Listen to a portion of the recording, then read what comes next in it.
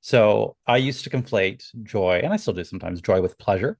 To Mm. me, I have to separate those things out because they're different things and they have different impacts. They're similar but different. So I used to, as you had so wonderfully said, chase pleasure, and I think so many of us do, and call it joy. I think that was joy. Yeah.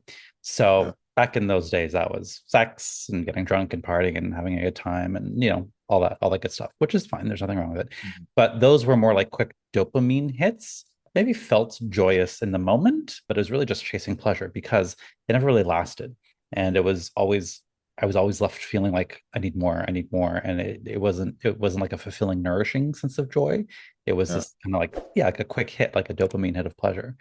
So that's not what I consider joy. I can find, little aspects of pleasure in those things, but it's not the same. One scratches an itch, kind of feels like a sugar high, like give me this thing I want it, and it feels good to get it, and then it's gone. So let me start that. Joy, then, to answer your question, to me, these days, the way I define joy separately from pleasure is that it's a lot more nourishing and Mm. fulfilling and lasting.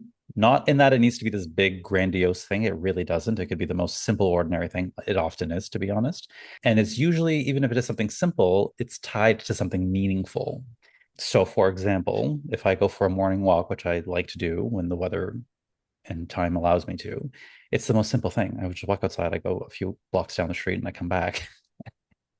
But the neighborhood I really enjoy. There's also trees. There's people walking their dogs, and it's just very lovely. People say hello, like it's just very nice.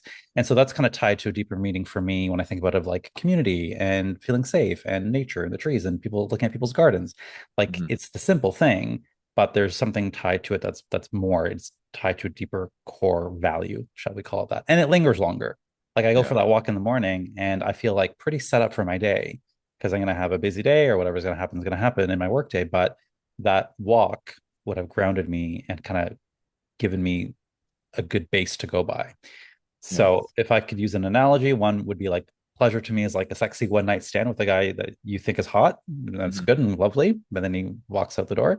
Versus joy for me would be spending quality time with someone I truly love. For me, it's the quality time because quality time is my love language. So it doesn't even have to Yeah. be about the sex. It's really just spending that time with somebody. And that's the difference. So one is fun and good and it great and that lasts whatever long lasts for, but one, it really is more nourishing. So that's how I Yeah. would describe it feeling like, what it feels like for me and what brings me joy. Morning coffee, morning walk. I'm thinking about my day already today. Looking outside and seeing green. I love just seeing green and trees and just being around nature. Sun on my face, warm sun on my face feels lovely. People bring me joy. My friends bring me joy. Seeing people laugh brings me joy. Seeing people smile brings me joy. I Mhm. love that, especially people I love. But just in general, I love like walking down the street and seeing people hold hands or just in love, having a good time. That really brings me joy, even though it's their moment. But I sense joy from that. Those are some of the easy ones, or like the ordinary things that I would say bring me joy.